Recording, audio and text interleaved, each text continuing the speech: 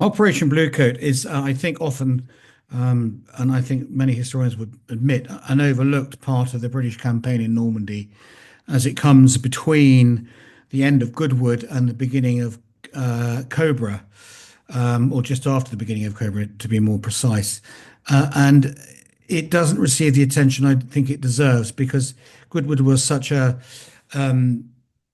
market operation. It involved three armored divisions pushing south to the east of Caen, and Cobra had a shaky start but met with unmitigating success and eventually led to the American breakouts as per Montgomery's plan in the west of the bridgehead, Allied bridgehead. So it's a bit of a Cinderella, and I think that ought to be really put to rights. If you look into the map, the northern half of France there, very obvious the landing beaches, and then the very thick red line that denotes the front line as of the 30th of June. Well, that line hadn't much changed on the 30th of July. Uh, um, if you look at the right-hand side, you'll see Caen there. Well, that red line had moved into the northern outskirts of Caen and had reached the Odon River, but hadn't got into the southern outskirts along the Orne. In the west, the American bridgehead had expanded towards St. Lo, but that's really where it remained. And as I said, the situation had not much changed. Some very attritional battles had been conducted by the British Second Army on the right of the map, as you look at it, on the left flank of the invasion, in accordance with Montgomery's well-known strategy of tying down the panzers in order to allow the Americans to build up unmolested, relatively unmolested in the west, and then achieve a breakout later on once their forces had been maximized with the arrival of the Third Army, although not activated. So here we are, 30th July. Goodwood has been and gone. Cobra has started. The 8th Corps consisted of the 11th Armoured Division, the 15th Scottish Division, and the Guards Armoured Division for this operation.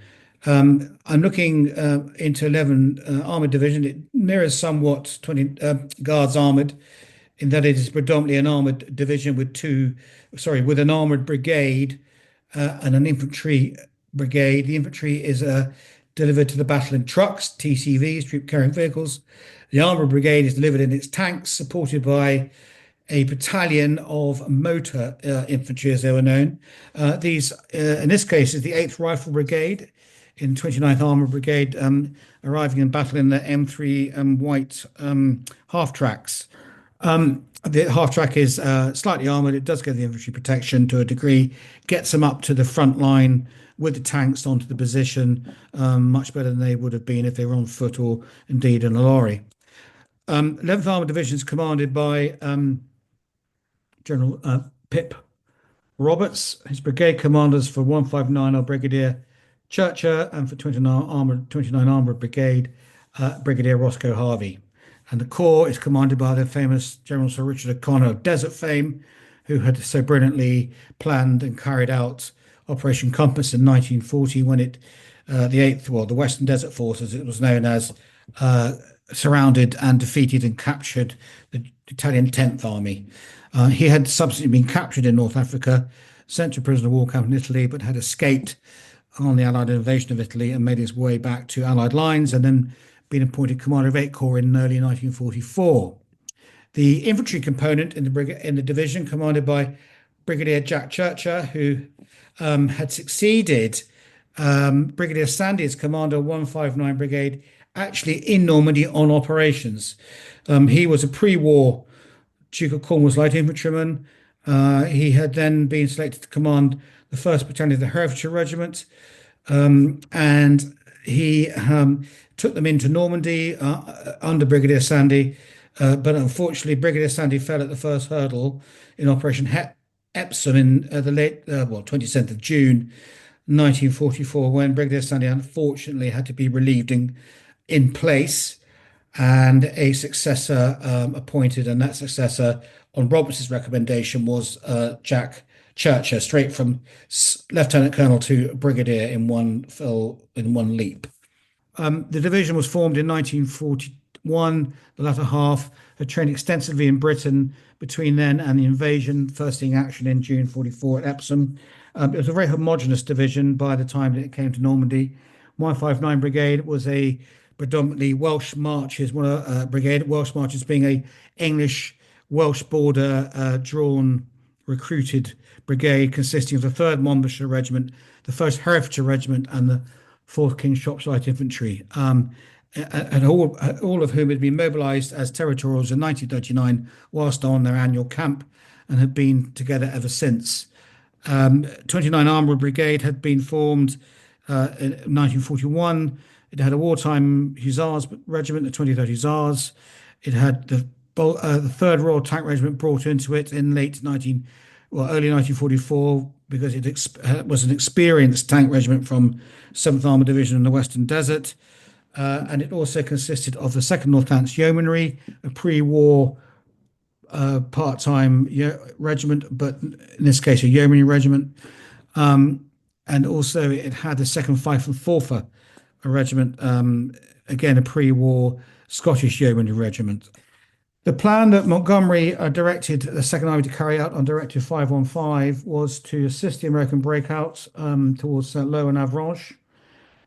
It was planned in a hurry because the American breakout on the 27th of July had achieved huge and unexpected success, overwhelming the German defences and pushing hard for the Brest Peninsula, Brittany Peninsula, and towards Avranches and Argenton. So instead of going for an operation in support on the 2nd of August, they brought it forward 2 days to the 30th, which involved a lot of very quick staff work. And I often say that British staff work in the war was exceptionally good, although German staff work is considered to be the benchmark. I would say the British staff work in many of our operations was extremely good, and when it was good, it was really good.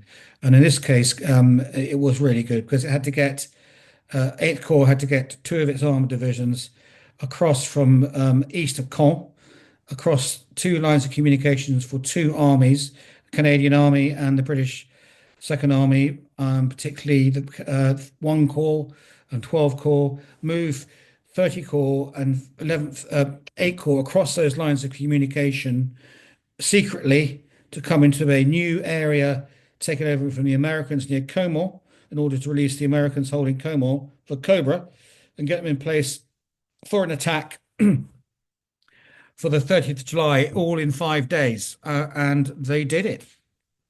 And they did it in secret. And General Roberts says in his memoirs, a lot of the orders given for the assault were given as the brigades were moving, not in a centralized static O group, but were given on the move. So the staff work and battle procedure of the British Army by this stage in Normandy was becoming extremely proficient. And again, this is, I think, is often overlooked because all the credence is given to how good the Germans were and how brilliant they were ad hoc battle groups. Well, the Brits were beginning to be as good, and by the fact that we won the war, I would suggest as good, if not better, by that. Certainly by 1945 were. Montgomery had emphasized to Dempsey, you've got to get on with this operation. The Americans are going great guns, and his words were, step on the gas for Veer, do what it takes, ignore casualties. We've got to support Bradley. So they got the troops over. The first to arrive were the 15th Scottish Infantry Division under General Macmillan, who got into place on the 27th of July to take over from the 29th US Division, the blue and the grey that had landed on D-Day at Omaha Beach. And then once they were in place holding the start line above Comont, they were there to really secure the line of departure for the follow-on formations, 11th Armoured and Guards Armoured. And also the Corps itself was to provide a flank guard to 30 Corps and its assault towards Montpinçon and Condé-sur-Noireau from its positions near Villers-Bocage. HR for the operation is the 30th of July, the 15th Scottish to break in as 0600 in conjunction with their friends from the 6th Guards Tank Brigade, who they trained with in Britain, which was a slight anomaly because it worked very well. They both worked well together. 159 Brigade, the infantry component of 11th Armoured Division, is to follow up with 2 battalions forward, 1 Hereford and 3rd Monmouthshire, and the KSLI in reserve, but all supported by the 2nd, 5th, and 4th Yeomanry tanks. And then once they've broken through, the 29th Armoured Brigade are then to seize the initiative and pour through south. The initial break-in battle was held up mainly by minefields for the 15th Scottish and covering fire from the German divisions defending, which were the 272 German Infantry Division and the 326th, both of which were very experienced, battle-worthy formations.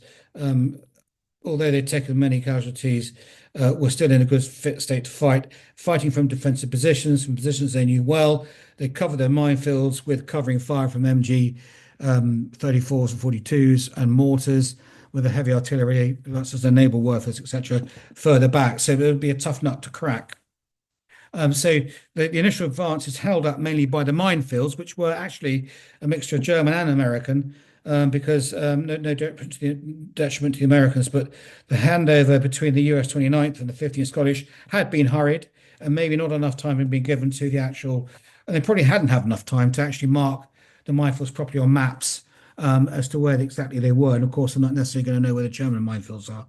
The artillery I've mentioned, such an important part of, well, the most important component of any British division, whether armored infantry or whatever, in the Second World War.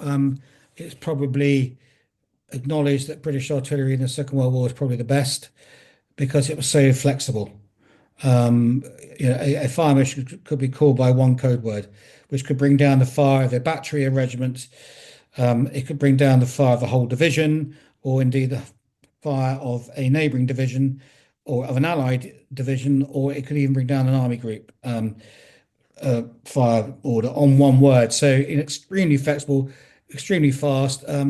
Reading accounts of battle and German veterans accounts, they were always astounded by the rapidity and the ferocity of British fire missions and British fires in Northwest Europe. Some remarking they wanted to see the belt-fed 25 pounders because the rate of fire was so quick. 11th Armored Division had a theory that for every shell lobbed at them, they'd shell 10 back. This was provided by the 13th Regiment Royal Horse Artillery and its 25-pounder self-propelled gun, which is a gun on a tank modified tank chassis. 151 Ayrshire Yeomanry Regiment Royal Artillery with their towed 25-pounder artillery. So that's a quad prime mover and a gun towed behind it. It's supported by the 8th Army Group Royal Artillery, which supports 8 corps, 3 regiments of medium 5.5, such as you see in the photo here, and 1 heavy regiment of 7.5, which is the university known as a Long Tom, which was a towed wheeled gun with huge a big weight of shell. And again, reading survivors, veterans accounts, they felt that the 5.5 and 7.5 inch regiments really did the killing in Northwest Europe, which is, I know, is again another macabre expression, but they felt they were the ones that did the big damage. 25 pounder was okay, but a bit light. But hey, I wouldn't want to argue with them. The battle starts, the breakthrough happens through the crust of south of Caumont, Saint Leloge, Saint Pont, and heads towards Saint Martin de Bezas, another objective because of the key roads coming into it from south and west and east. The KSLI are ordered to infiltrate, do a night infiltration around the west of the town for a dawn attack, which will be supported by the 29th Armour Brigade, 29th Armour Brigade coming through the gap they've made from the north in the morning. KSLI do that, led by B and C companies. Very good map reading at night by Captains Quash and Leslie. Remember, no GPS, just a map and a compass. And much grumbling from the guys in single file behind, but they managed it and got in position, launched a morning attack on the 31st and were successful. And here they are at 10 o'clock. The town's in British hands and the Armoured Brigade is coming through. The tanks facing this way are actually advancing. Having got through the town, Corps is very much in control. So O'Connor is monitoring the moods of his subordinates units. He's got intelligence. Whether it was from Ultra, we don't know, but he was pretty sure that the crust that they'd broken through had not got a lot behind it, and therefore he ordered 11th Armoured to keep pushing on south, which they did. And whilst they were doing that, a armored car unit from the Divisional Reconnaissance Regiment, by which stage of the operation is provided by the Second Household Cavalry Regiment, because the Fourth Armored Regiment in the division, the Second Northampton Yeomanry, which would have been the Reconnaissance Regiment in the British Armored Division, had been reorganized under Roberts to become a Fourth Armored Regiment. So at any stage that could come into the order of battle with an infantry battalion supporting it, and they could do combined arms. In this case, the Northampton Yeomanry had been ordered to do a flank guard to 11th Armored Division on its right flank towards Veer to probe the approaches to Veer, but not supported by infantry.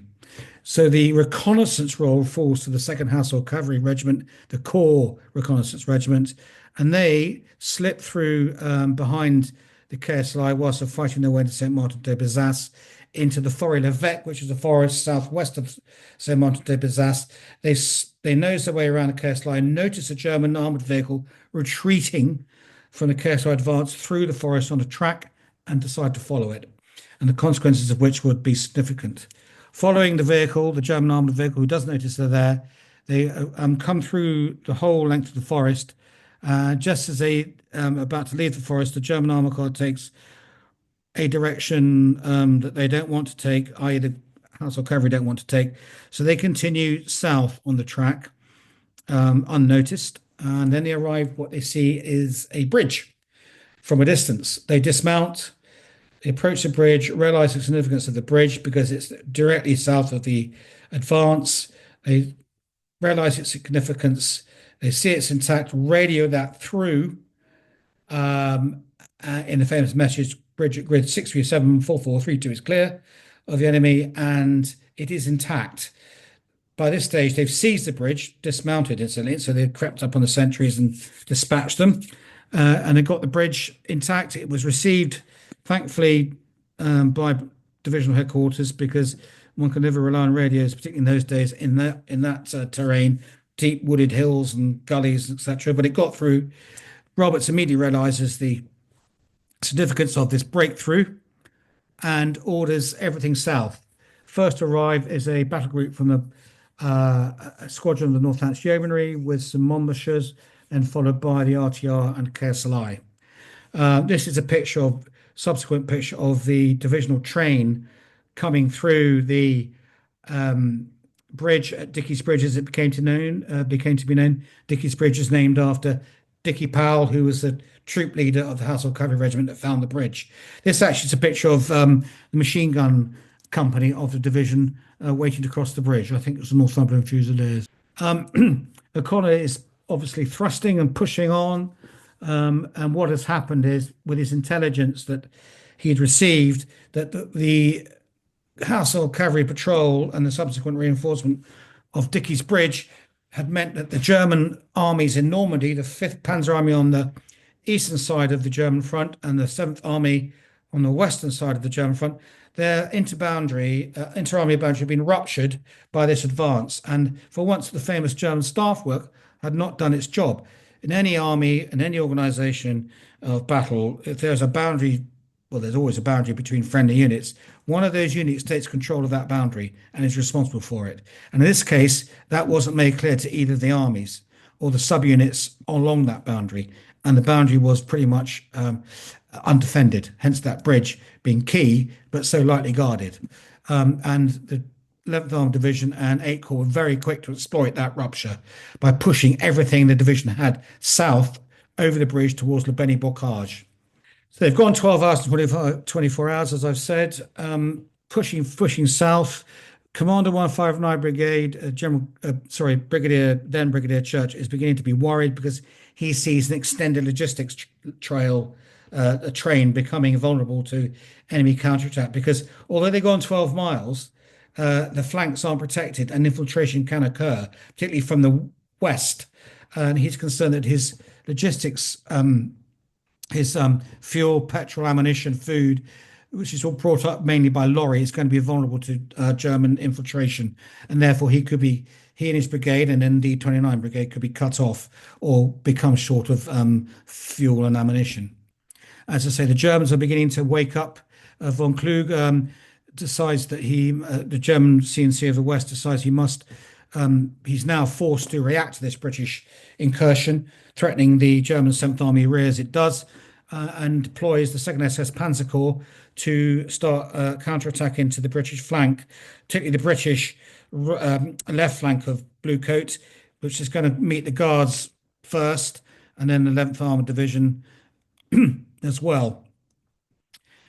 Meanwhile, over in the on the British right flank, on the east, the westernmost part of Bluecoat, the North Artillery, which I mentioned, was screening Veer, probing towards Veer, relatively unsupported, had arrived near Eversey, I think it's called, and La Popelinière, and had looked into Veer and had seen very little activity in Veer apart from German foot soldiers, and reported this back to headquarters. But Armour's reluctant to get involved in fighting in built-up areas because of its vulnerability. It had no infantry support, which it would need in that situation, and therefore it just stayed short of it at La Bestière, observing and monitoring Veer. But I argue that if he had gone into Veer that day with the infantry support it should have had and taken Veer, which it could have done with the infantry, I think that would have had a very profound ramification for the German position in Normandy a lot earlier than the Falaise Gap opened up, because the German 7th Army rear would have been rendered untenable. So the advance continues towards Le Beni-Bocage, the first town that the 78 Corps had liberated properly. I mean, liberated in Normandy, in France, without a prior bombardment or destruction, and literally arrived in the town relatively undestroyed. And I mustn't forget that to tell you and remind you that we must always pay homage to those French civilians that were killed in the fighting in Normandy. Considerable damage done to many of their towns, Caen, for example, Caumont, Vire. We mustn't forget that 20,000 odd French civilian casualties in Normandy. Luckily for Le Beni-Bocage, it was relatively unscathed by war, although it had lost a lot of resistance men shot in Caen just before the invasion, sadly. But they arrived, the 8th Corps, 11th Armored Division arrived in Le Beni-Bocage as liberators for the first time. So greeted on the streets, wine and Calvados and general cheering and hand clapping. The advance continues over the Preslet and Perrier Ridge, which is now some 20 miles south of Caumont. So a significant advance in addition to the 12 miles. So 20 miles overall. But the divisional commander is heeding the advice of Brigadier Churcher and probably also Roscoe Harvey at 29 Brigade that we just need to probably curl our tails up, as the parlance went, and just get our act together. We've gone very quickly, very in a short space of time, and we just need to consolidate, make sure everybody's up to speed with food, ammunition, etc., before we go on to the next bound, which could well be beyond the Vire-Vassy Highway, maybe down towards Fleur and indeed Vire. So effectively, after doing this 20-mile advance south, which has now taken the 8th Corps to be the main thrust of Bluecoat and not 30 Corps. So Dempsey says, now I'm switching the main effort, the ME, to 8 Corps because you've gone so well and so quickly south. And that's indeed what happens. They get to these positions overlooking the Vire-Vassy Highway, threatening the German rear, whilst the Americans are coming around from the west.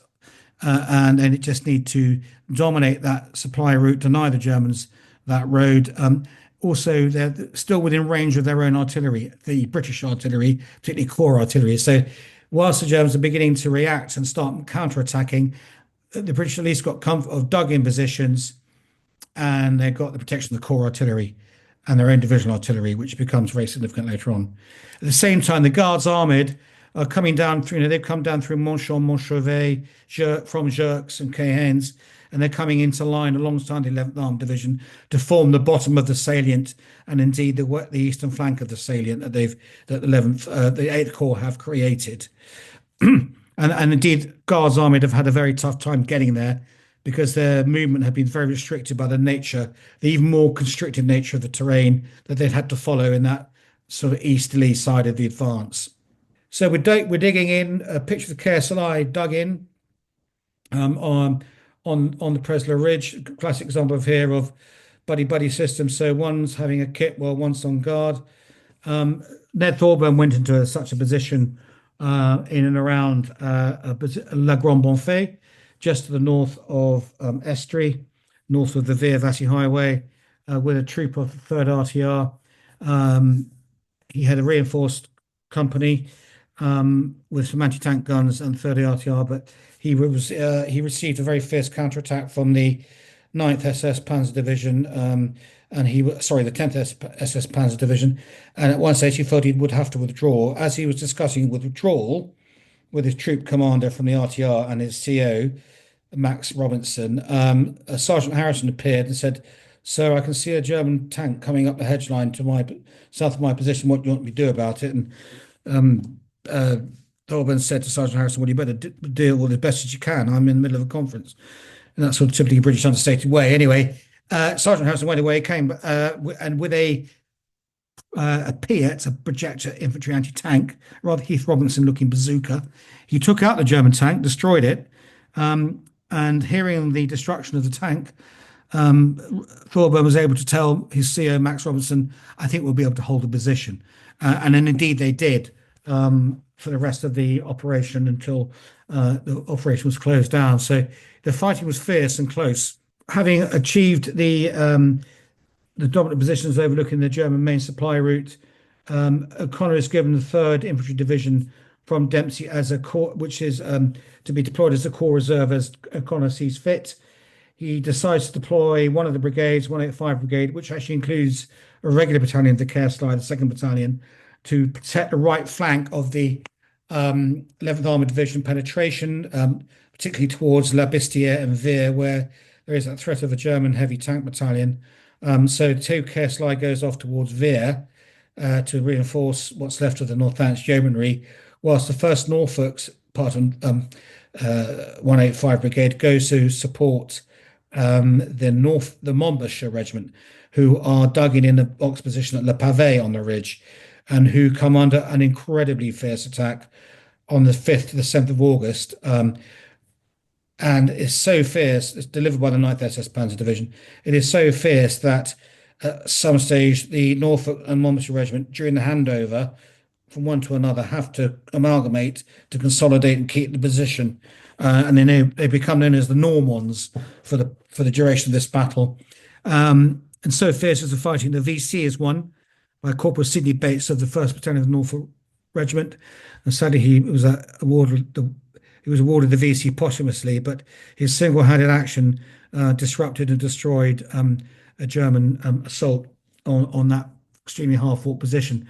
We are looking south here, so the big black line at the top of the map is the Via Vassi Highway, the RN812, and Fleur is 9 miles to the south of that.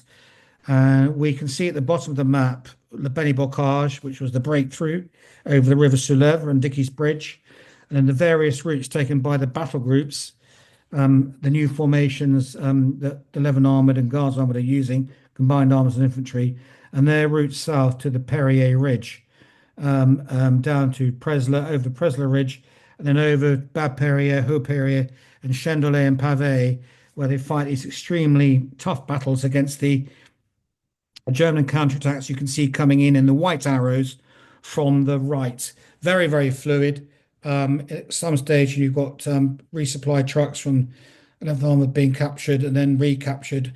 And at some stage, the Germans are using captured British water bowsers to replace their own troops. Then they're recaptured by the British and so on. So it's very fluid and very fierce. But all the while, don't forget, it's in line with Montgomery's strategy that is just wearing the Germans out. They just can't recover from these attacks, and that they're still, we're still looking at assaulting south of Caen at the same time as this is going on. So the German position is becoming weaker and weaker, particularly as I said earlier. Operation Lüttich is heralded to doom because of the usage of the 2nd SS Panzer Corps. A picture of the 4th KSLI, somewhere on the St. Charles, the Charles de Percy Vere Road. German prisoners up against the fence, commanded by the rather dour looking Sergeant Bradbury in the middle there, in his dusty uniform and map case. Um, to the right of the picture, the bottom right, you've got the smiling gentleman with his goggles on his beret, leaning against the 6-pounder gun barrel, is Captain Buster Walford of A Company, a very popular officer in the battalion, who sadly was killed in on the 16th of August near Fleur. It was a great loss and keenly felt by all ranks. And to his left, our right, is a gentleman with a light colour beret with hands in pockets, is Captain A.J. Hardy, OCA Company, I think, who subsequently became a brigadier in the army. But he had a famous brother in none other than Robert Hardy, the actor, the late Robert Hardy. A quick picture of the troops going into action. This is D Company, 4th Cursor Line, Ned Thorburn's company, whom I had the pleasure to know, moving up. I think this is them moving across to Comont from the east. The countryside's very open.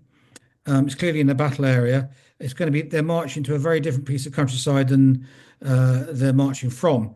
See the relatively open rolling nature that would suggest east of Caen or north of Caen. They're going into the bocage. But just a picture of here, a good picture of the men. This is a rifle section and artillery formation marching up towards the front. The lads of 1944. Here they are again in the queue, cookhouse queue. All the smiling faces, the boys that fought the battles of 44. Here they are at rest. Very hot summer of 1944. A lot of the veterans would tell you it was hot and dusty, and it sapped a lot of energy out of you. So the care slide taking a rest. Again, photographs taken for the photographer for the newspapers at the end of the Bluecoat operation. Gentleman on the left with a cigarette in his mouth is Leslie Quash, who led that night patrol towards Saint-Martin-de-Bazas on the 30th of July, and one of his soldiers, Private Cramp, playing the piano. And here are the men of Bluecoat in the early 90s, and sadly for them, one of their last tours of the battle area. We have on the left Emir Hughes from the 2nd Battalion that ended up near Veer. To the rear, Sergeant Harry Langford, a real character of the Mortar Platoon, 4th KSLI. His hand is on Len Jones's shoulder. Behind him is Ted Jones. And the gentleman on the right is Henry Hupfield, whose war started and ended at Epsom, but always came on tour for the duration of the battlefield tours. All lovely, lovely gentlemen who I had the honour to know, and whose memory, obviously, we cherish.